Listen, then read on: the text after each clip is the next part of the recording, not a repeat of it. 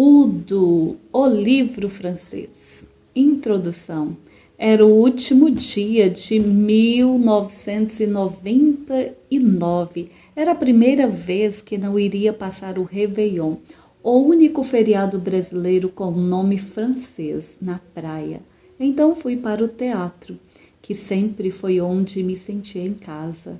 O Teatro Oficina, em São Paulo, ia festejar a passagem de ano com uma apresentação única de As Bacantes. E eu não iria perder. O prédio desse teatro é único no mundo. Foi projetado pela premiadíssima arquiteta Lina Bombardi, uma desconhecida dos atuais comandantes das culturas do país. E a sua estrutura é uma proposta meio sanduíche, onde há arquibancadas laterais, uma de frente para outra, e um palco que é praticamente uma rua no centro. Ele é lindo e difícil de explicar, igual a uma garota que vi lá naquele dia na fila, mas sobre isso eu falo depois. Muita gente ainda acreditava que naquela era a última noite do milênio. Esperávamos todo pelo seu book, uma falha no código de leitura dos computadores que poderia provocar um desastre econômico e o fim do mundo civilizado, segundo os mais otimistas. E eu e muitos decidimos receber o novo século em pleno rito sagrado da encenação. E eu estava de vermelho e branco como um personagem de Caio F., esperando qualquer coisa que pudesse vir de bom, de qualquer lugar, de qualquer divindade, de qualquer um. E quando as portas se abriram, me senti bem próximo do espaço cênico, mas bem próximo mesmo. Os meus pés tocavam o palco. E eu percebi que atrás de mim havia sentado aquela garota de sorriso puro e olhos grandes e redondos. Eu me senti feliz por ela estar ali. Não sei explicar. Eu não sei explicar muita coisa. Inclusive aquele espetáculo que começou e tomou a plateia inteira de assalto. Num dado momento elas apareciam. Elas, as bacantes do título, e pegavam pessoas do título e as obrigavam a tomar leite. Elas o derramavam pelo colo e era preciso bebê-lo aos seus seios. Eu fui um dos felizardos, e quando voltei para o meu lugar, procurei por ela e vi nos seus olhos um sentimento ambíguo de inveja e desprezo. Mas claro que podia ser só impressão. No meio do espetáculo há uma grande festa, e esta aconteceu exatamente à meia-noite. No momento exato da chegada do novo ano, o teto do teatro se abriu. Eu te falei que é um lugar especial. E a plateia toda dançou e festejou por ainda estarmos vivos. Houve pisa de uvas para fazer vinho e uma chuva graciosa recebeu todos nós e nossas preces. No devido tempo, o teto fechou e o espetáculo continuou. Quando o espetáculo terminou, ainda houve uma festa. E eu nunca fui muito bom em festas. Adoro festas, mas eu não sei como agir e nem como me comportar. Então, eu fico olhando as pessoas com aquele sentimento ambíguo, mas feliz, uma espécie de inveja gostosa. Fiquei andando pelas arquibancadas, admirando um pouco mais aquela estrutura. E, de repente, não mais do que um verso de Vinícius. Eu a vi deitada, me aproximei e me enchi com toda a esperança que vinha carregando desde que o terceiro sinal avisou que iria começar o espetáculo e disse: "Oi!" Ela respondeu e conversamos.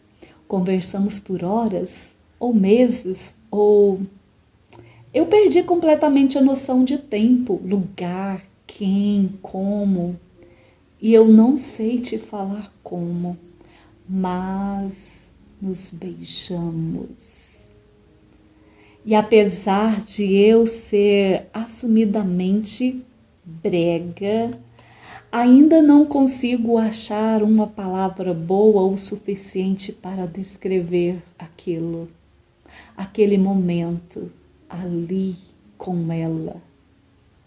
E então alguém a chamou e ela precisava ir embora. Eu ainda ficaria lá por mais algumas horas. Ainda não havia condução para minha casa e era mais seguro esperar o sol nascer para andar de madrugada até onde passava o meu ônibus. Mas qual o seu nome? Lírio.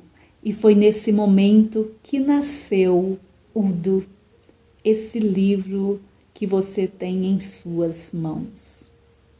E foi para ela que eu escrevi tudo isso, para aquela menina com um nome de Flor. O que é necessário para saber entender Udo? Tudo começou quando? Não, tudo é muita coisa. Então vamos chamar de Udo. Udo é uma pessoa que se sente incapaz de compreender completamente o mundo e as pessoas que existem fora de sua percepção. E por isso cria mundos e pessoas dentro de si, onde reflete e aprende como sobreviver nessa insanidade geral e cotidiana que é o mundo real. É tão complicado para Udo ser Udo que até mesmo os seus dias são apresentados de forma invertida. A história a seguir acontece num fim de semana típico de sua idade. Daqueles que começam numa sexta-feira, ultrapassam o sábado, sobrevivem ao domingo e terminam em alguma segunda-feira, que fatidicamente um dia vem para todos. Mas, apesar de fazerem sentido, esses dias nos são apresentados fora de ordem. Você irá perceber que todas as palavras ditas fora do mundo interno de Udo estão em caps lock, caixa alta ou maiúsculas, ou seja, lá o termo que você preferir, porque para Udo, tudo que é de fora é excessivamente barulhento. Espero que você entenda e perdoe esse pobre ser. Ao viver e nomear os seus dias com expressões tipicamente francesas, que são muito difíceis de explicar ou de fazer sentido na sua língua mãe, Udo vai se revelando uma pessoa que nasceu para ser amada e não entendida. Espero que você se divirta e ame, assim como eu me diverti e amei. Ronaldo Ventura. Ilix. Necessidade de destruir algo ou a excitação que sentimos a ver alguma coisa ser destruída. Era como um mal-me-quer destrambelhado. Não, destrambelhado não significa tudo o que eu quero explicar. Era mais para um mal-me-quer maldito. Não, maldito é uma palavra muito forte e muito brega também, não serve. Mas por enquanto vai essa mesma. Mal-me-quer. Você sabe o que é, né? Quando você pega um ser vivo e inocente, puro e belo, como uma flor, e vai tirando parte por parte para participar de uma loteria imaginária, onde o prêmio é ser querido. Se o número de pétalas for o ideal, a pessoa que você escolheu vai te bem querer. Apesar de você não fazer nada por isso, não merecer ou ser digno, a sorte sua e o azar da outra pessoa é que uma flor aleatória tinha um número aleatório de pétalas. 2 seres vivos, cujo destino depende literalmente das suas mãos. Ego demais para o meu gosto. Então, tudo começou. Não, tudo também é muita coisa. Foi o que eu tinha aprendido quando criança e perguntou se não podia gostar de tudo. Palavras adultas de sabedorias antigas, velhas, que disseram: não, não se pode gostar de tudo, nem ser de tudo. Então, vou chamar de Udo. É mais fácil, mais seguro e menos megalomaníaco. Udo acordou. E quando Udo acordou, decidiu ou percebeu, de acordo ao seu próprio senso de si, que, se tivesse sorte, até a noite seria uma pessoa amada. E não faria nada por isso. Não nesse sentido. Não se faria notar. Não mandaria uma mensagem, nem um bom dia. Não pintaria muros, placas ou frases. Não comporia, tocaria ou cantaria. Ao vivo, online ou uma gravação analógica qualquer que pudesse parecer cool. Udo nem tentaria ser cool. Seria Udo, simplesmente. E o mundo lhe entregasse o que lhe era de direito ou gosto, que, enfim, satisfazesse a sua demanda. Um amor. Udo tinha o costume. Podemos chamar de costume. O que fazemos por necessidade de sobrevivência? Udo tinha a mania de... Udo se acostumou a se sentir assim que acordava, se perceber e se entender e assimilar para qual lado sua bússola interna apontava, para qual cor e tonalidade sua alma, seu senso estético de si e do mundo estava direcionada. Uma vez perguntaram se Udo era Pan. Respondeu que sim, Pantagruel. Ninguém entendeu. Ninguém entendia Udo. Tentou novamente. Pan-americanamente falando, eu sou mais uma situação nórdica do que... Você está falando de vikings? Não, estou tentando apresentar um lado mais boreal da situação. Desistiram de Udo. Mas hoje Udo não desistiria, só voltaria para essa cama com o amor nas mãos, ou na pele, ou em qualquer outra parte que pudesse sentir isso aí que falaram nos filmes. Udo pensou, sentiu, sorriu e decidiu pelo pé esquerdo. E foi com ele que saiu da cama e começou o seu dia. Não havia nenhuma superstição nisso. Udo não estava chamando o azar ou algo parecido. Udo apenas precisava se levantar.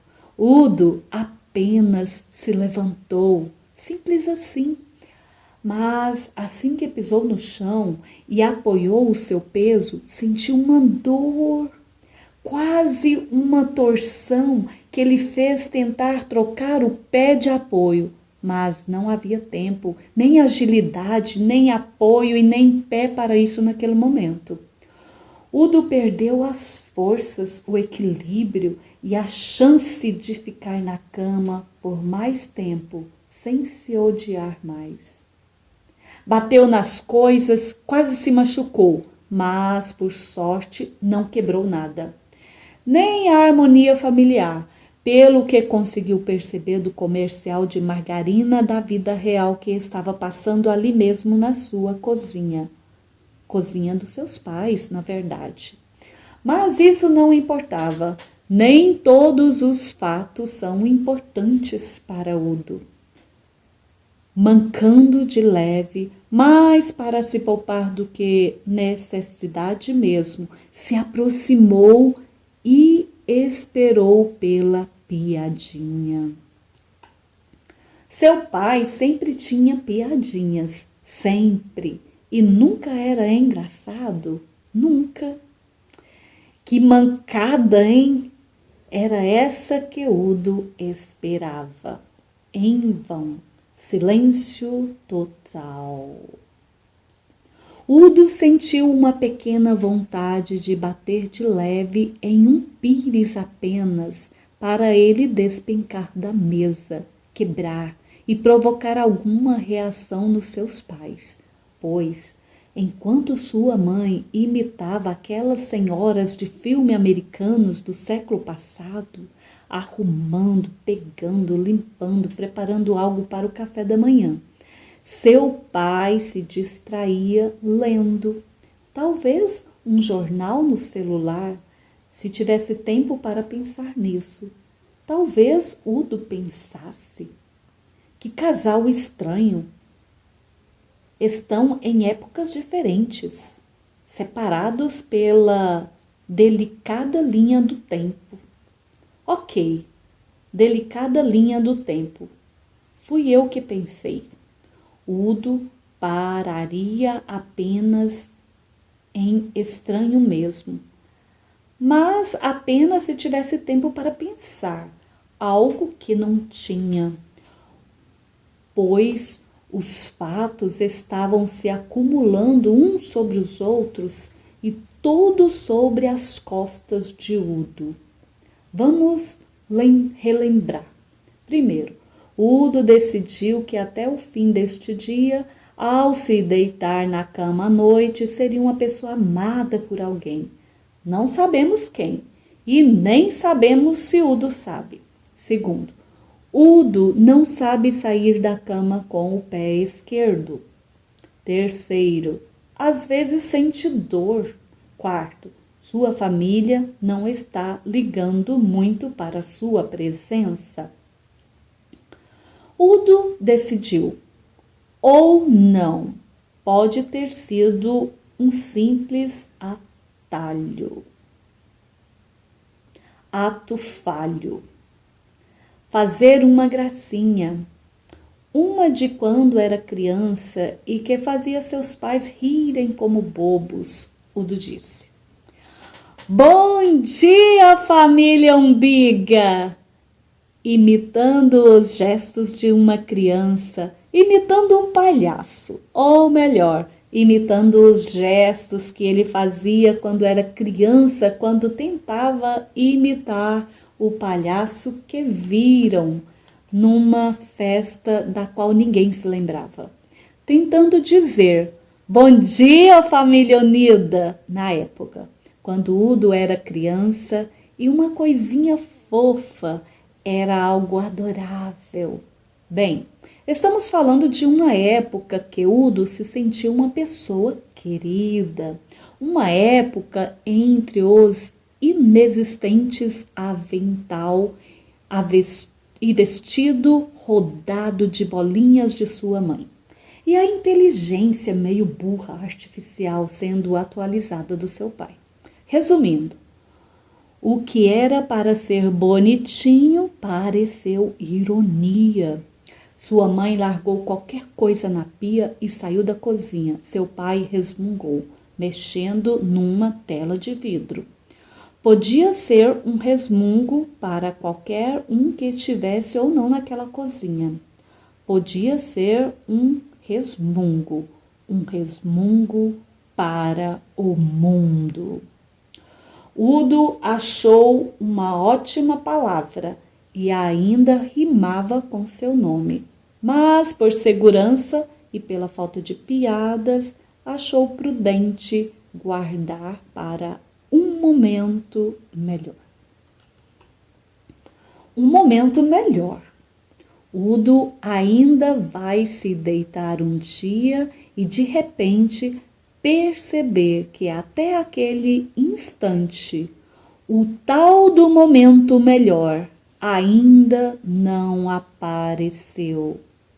Mas calma, sem pressa, voltemos. Udo em pé, sem pé quase, seu pai sentado sem graça. Sua mãe, deixa para lá, a sua mãe. Quando for do interesse dela, ela volta. Udo se sentou e pegou uma torrada da mesa.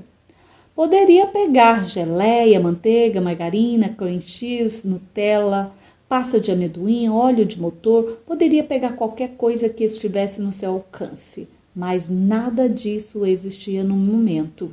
Havia apenas uma torrada, isso, só uma, não um pacote aberto, não uma fornada quentinha ou fria, sei lá, nada.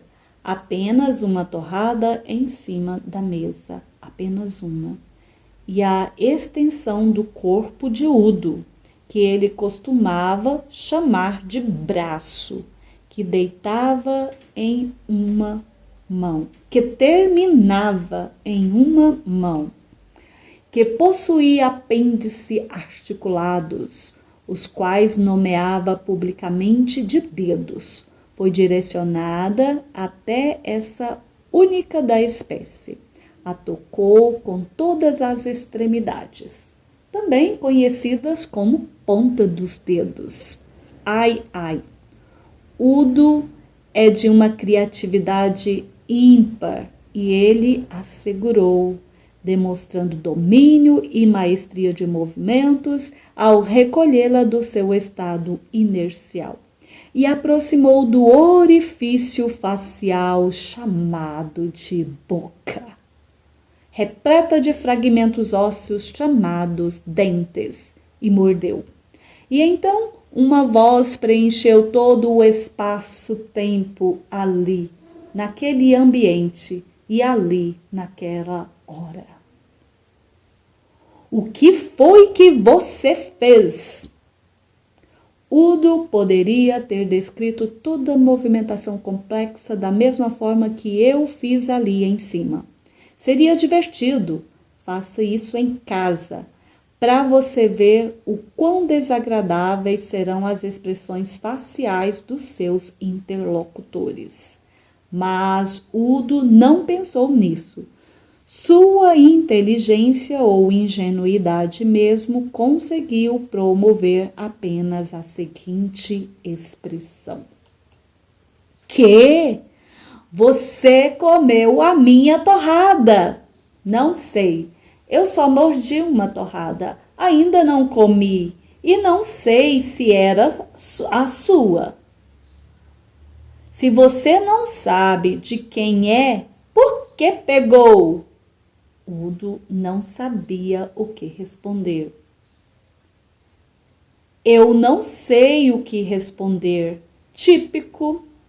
Nesse exato momento, podemos dividir Udo em dois universos, um interno e outro externo. Vamos falar do externo primeiro.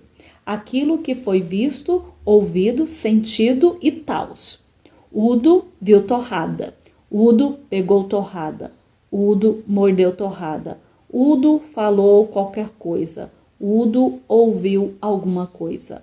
Udo terminou esses poucos segundos apenas ouvindo os passos pesados de seu pai saindo da cozinha, deixando Udo em plena solidão.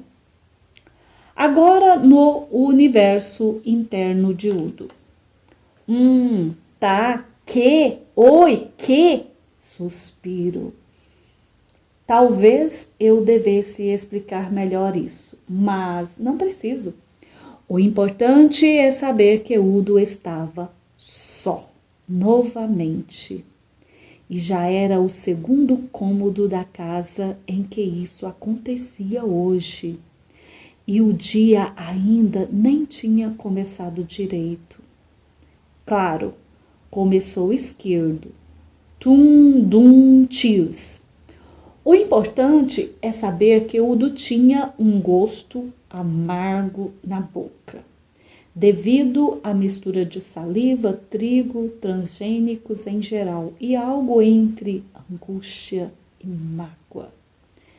E sem a menor vontade de comer o resto dos pedaços de torrada partida que estava em sua mão. Udo decidiu ir para a rua. Não comeu mais nada. Não trocou de roupa, nem escovou os dentes. Udo não queria estar em algum lugar que não houvesse ninguém. Ou pior, algum lugar que houvesse alguém. E essa pessoa saísse deliberadamente, só porque a presença de Udo era insuportável. Udo, com a mesma mão, abriu e fechou a porta de casa. A diferença entre um ato e outro é que no primeiro estava dentro de casa e no segundo não. Agora somos só eu e você, Sol. Só eu e você. Udo sentou e deixou o sol fazer o seu trabalho. Não sei o que as pessoas fazem quando passam o tempo. Se quebram palitos de sorvete, se cutucam formigas com os dedos, se seguram uma folha qualquer entre os dedos por motivo algum. Se Udo estivesse em pé, talvez chutasse qualquer latinha, garrafa PET, pedrinha que encontrasse pelo chão. Chutaria, talvez fosse atrás só para chutar de novo. E chutaria novamente, só pelo prazer de chutar cada vez mais longe. Mas unir prazer, saber o que fazer para passar o tempo. E Udo, numa mesma frase, nem em ficção barata, daquelas que não se vendem mais em bancas de jornais, que também não existem mais, pelo menos, não por ali, perto de Udo. As coisas insistiam em não existir perto de Udo. Udo sentou e deixou o sol fazer o seu trabalho. Udo fez o que fazia quando fazia nada, ou quando fazia qualquer coisa. Começou a inventar. Tudo brota, nada aparece do nada, as coisas já estão lá, todas as coisas. Estão quietas, condensadas, inertes, protegidas por uma casca, envoltas num ambiente aconchegante e propício, esperando, sem pressa, sem tumulto, aguardando o momento. Quando são tocadas por algo líquido, algo que as alimente, que as desperte, elas rompem a casca, se apropriam do ambiente à sua volta, se nutrem de tudo isso que já foi falado e passam a existir. Elas já existiam, mas não aconteciam, não eram notadas, não manchavam a paisagem, não riscavam o olhar, não doíam até brotarem. As pessoas são assim, os sentimentos são assim, os fatos são assim. Tudo, enfim brota, basta adicionar água. Essa é a história de uma pessoa de sentimentos e fatos, de cascas rompidas, ambientes destruídos e líquidos. Uma história que brotou no momento em que eu decidi não dizer nada.